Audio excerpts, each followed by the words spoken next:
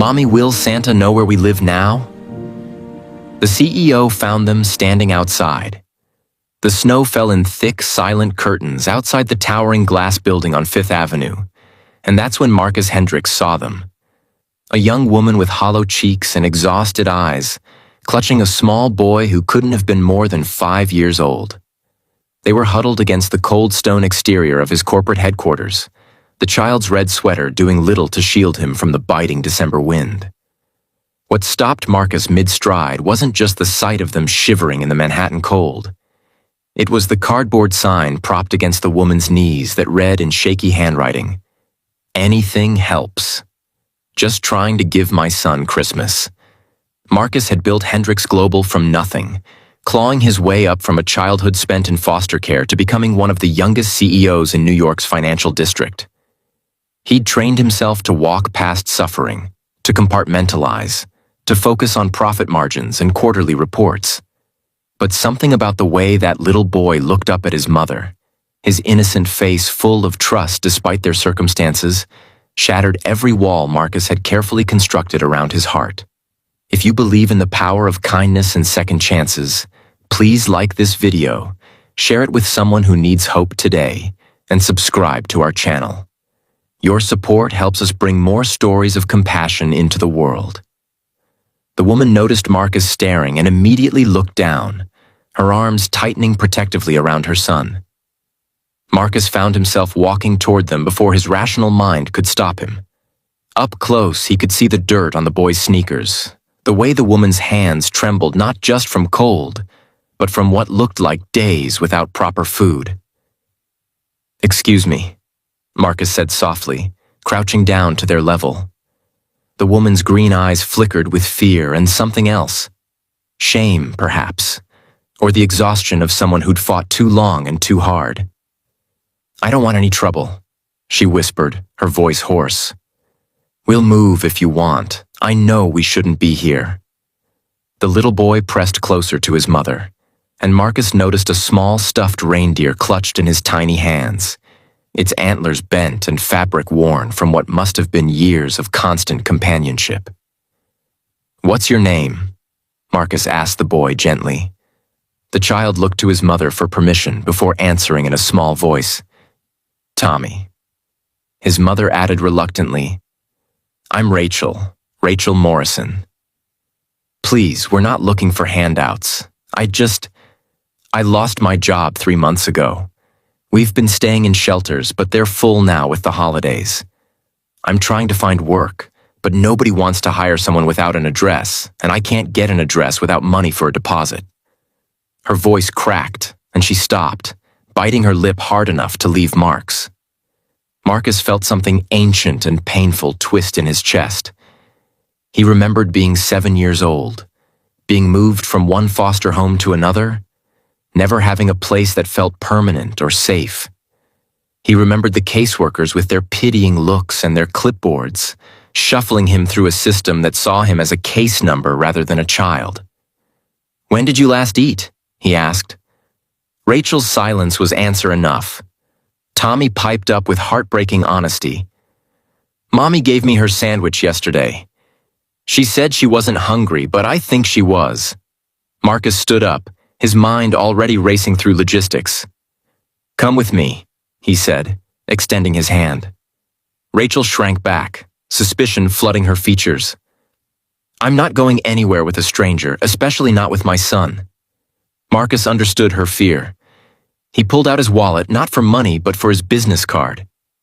"My name is Marcus Hendricks. This is my building. I want to help you, but I understand if you don't trust me.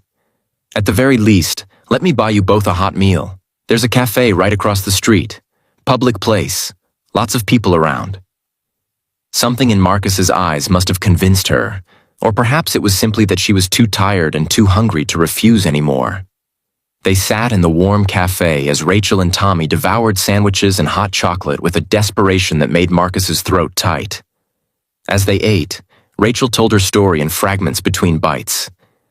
She'd been a medical assistant at a clinic in Brooklyn until the practice closed suddenly. Her landlord evicted her when she couldn't make rent.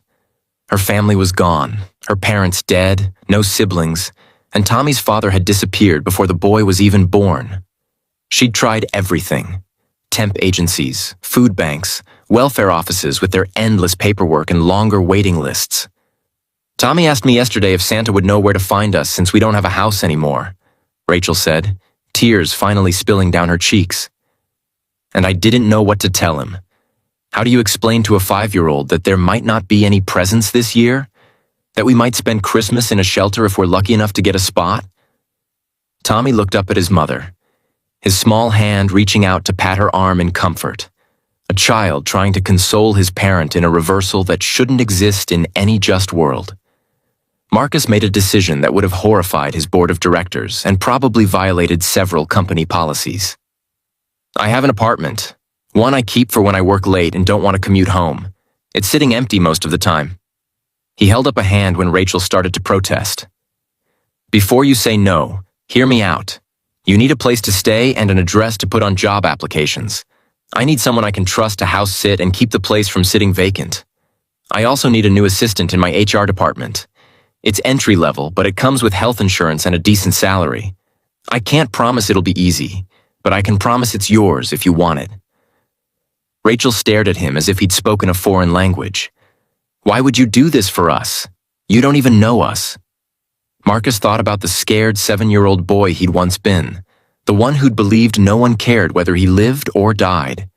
He thought about the teacher who'd given him a winter coat when she noticed him shivering in class, the foster parent who'd been the first person to tell him he was smart and capable. Small acts of kindness that had saved his life in ways he couldn't fully articulate.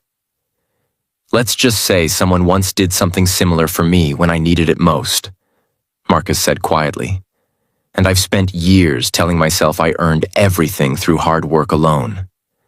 But the truth is, we all need help sometimes. We all need someone to believe in us when we've stopped believing in ourselves.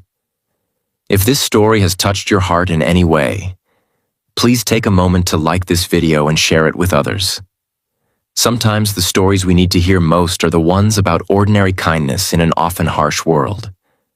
And please, leave a comment below telling us about a time someone showed you unexpected kindness. That Christmas, Tommy got his presents, not from Santa, but from a CEO who remembered what it felt like to have nothing. Rachel started her new job on January 2nd, working harder than any employee Marcus had ever hired, determined to prove she deserved the chance she'd been given. The apartment became their home, and over the months that followed, Marcus found himself stopping by more often than necessary, ostensibly to check on things, but really to see Tommy's gap-toothed smile and hear Rachel's laugh as she slowly rediscovered joy. Years later, when people asked Marcus Hendricks what his greatest professional achievement was, he never mentioned the mergers or the profit margins or the awards lining his office walls. He thought instead of a snowy December evening and a little boy in a red sweater who'd reminded him that success meant nothing if you couldn't extend a hand to someone struggling in the cold. Because sometimes the most important thing a person can do isn't building an empire. It's simply stopping to notice those standing outside, hoping someone will finally see them and invite them in. Please comment below, #KindnessMatters if you believe in helping others, and share this story to spread hope this season.